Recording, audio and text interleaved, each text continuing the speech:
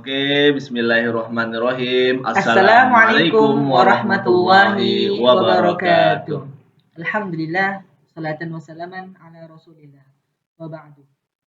Sebelumnya teman-teman, perkenalkan saya Fitra Syazwan Kolbi bersama teman saya. Saya Muhammad Arif Billah. Kami dari program studi Pendidikan Pendidikan Bahasa Bahasa Arab 1 pada semester 2 dari Fakultas Ilmu Tarbiyah dan Keguruan Universitas Islam Negeri Sumatera Utara. Baik teman-teman, pada video kali ini kami akan membahas mengenai filsafat pendidikan Islam pada subjudul Hakikat Kurikulum Pendidikan Islam. Teman-teman sekalian, sebelum kita memasuki apa itu hakikat pendidikan Islam, apa itu hakikat kurikulum pendidikan Islam, kita harus mengetahui apa itu kurikulum. Kita garis bawahi dulu apa itu kurikulum.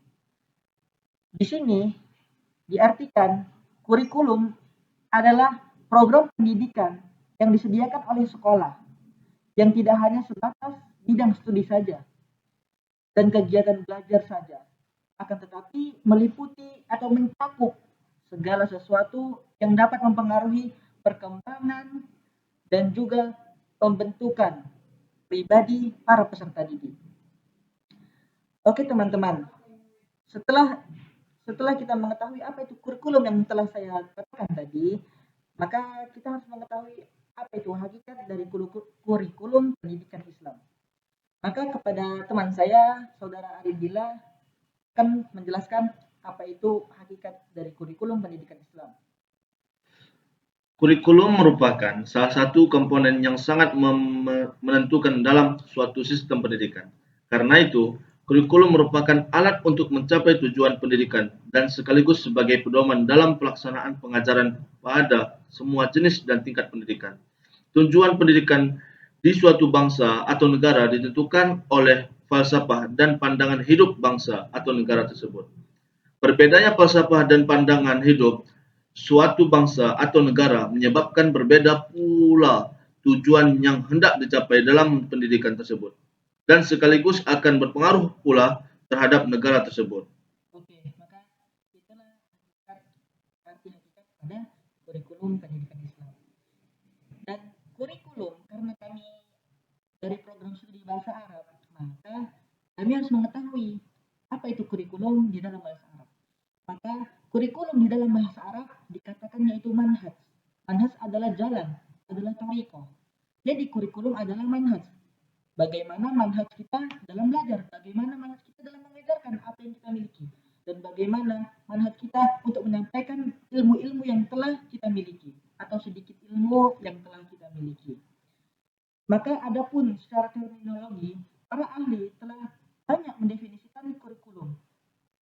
Di antaranya adalah Ramayulis mengutip dari Kroll, dan Kroll mendefinisikan bahwa kurikulum adalah rangkaian atau rancangan pengajaran atau sejumlah mata pelajaran yang telah disusun secara sistematis untuk menyelesaikan sesuatu program dalam memperoleh suatu ijazah. Kemudian yang kedua, Ramayulis mengutip dari Muhammad Arifin, memandang kurikulum sebagai seluruh bahan pelajaran yang harus disajikan dalam proses pendidikan dalam suatu sistem institusional pendidikan. Jadi, jika diaplikasikan dalam kurikulum pendidikan Islam, maka kurikulum berfungsi sebagai pedoman yang digunakan oleh pendidik untuk membimbing peserta didiknya. Keterampilan, sikap, dalam ini proses pendidikan, sejumlah pengetahuan untuk mendapatkan pengetahuan yang luas, untuk mendapatkan moral pribadi yang sangat bagus. Islam bukanlah suatu proses yang dapat dilakukan secara sembarangan, tetapi Islam mengacu kepada Al-Quran dan hadis, yang mana Al-Quran sendiri Allah yang mengatakan dan Allah yang menurunkannya kepada Nabi Muhammad SAW, dan hadis itu sendiri adalah perkataan Nabi Muhammad SAW. Jadi pendidikan Islam melalui atau diambil dari Al-Quran dan hadis itu sendiri. Bagaimana manhaj Islam mengajarkan pendidikan, bagaimana Nabi Muhammad SAW mengajarkan ilmu-ilmu atau menyampaikan hadis-hadis kepada para sahabatnya, maka itulah manhaj-manhaj cara-cara Nabi Muhammad SAW untuk mempelajari atau memberikan pelajaran kepada para sahabat-sahabat pada zamannya. Dalam perkembangannya, pengertian kurikulum tidak terbatas pada program pendidikan, namun juga dapat diartikan menurut fungsinya. Yang pertama, kurikulum sebagai program studi, yaitu mata pelajaran yang mampu dipelajari oleh peserta didik di sekolah atau di instansi pendidikan lainnya. Yang kedua adalah kurikulum sebagai konten. Apa yang dimaksud kurikulum sebagai konten di sini? Yaitu kurikulum sebagai data atau informasi yang kita ambil yang tertera di dalam buku-buku kelas tanpa dilengkapi dengan data atau informasi lainnya. Jadi terfokus saja kepada apa itu kurikulum yang ada di dalam sekolah tersebut. Apa itu kurikulum yang diberikan kepada atasan untuk para pengajar dan pengajar untuk mendidik kepada anak didiknya. Kemudian yang ketiga ialah kurikulum sebagai kegiatan berencana. Yaitu apa rencananya? Yaitu kegiatan yang direncanakan tentang hal-hal yang akan diajarkan dan dengan cara bagaimana hal itu dapat diajarkan dengan hasil yang baik. Jadi seorang guru berencana untuk mengajarkan muridnya apa yang akan diajarkan. Yang keempat adalah kurikulum itu sebagai hasil dari belajar. Hasil dari belajar itu adalah seperangkat tujuan yang utuh untuk memperoleh suatu hasil tertentu tanpa mendefinisikan cara-cara yang dituju untuk memperoleh hasil-hasil itu, atau seperangkat hasil belajar yang direncanakan dan yang diinginkan. Kemudian kita memasuki kepada hakikat kurikulum pendidikan Islam. Hakikat kurikulum pendidikan dalam Islam yang pertama adalah memiliki tujuan-tujuan yang ingin dicapai oleh pendidikan itu. Dengan lebih tegas lagi, orang yang bagaimana yang kita inginkan untuk mengambil atau untuk membentuk kurikulum tersebut.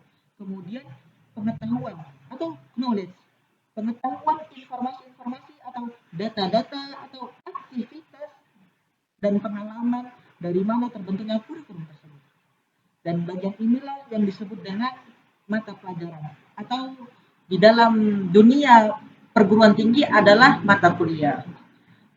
Yang terakhir adalah metode dan cara penilaian atau evaluasi. Setelah kita memberikan metode bagaimana kita belajar, memberikan manhaj kita kepada anak didik, bagaimana kita mengajarkan, memberikan kepada mereka bagaimana cara mereka belajar, memberikan kepada mereka moral yang sangat baik yang dijalankan di dalam kepribadian hidup mereka.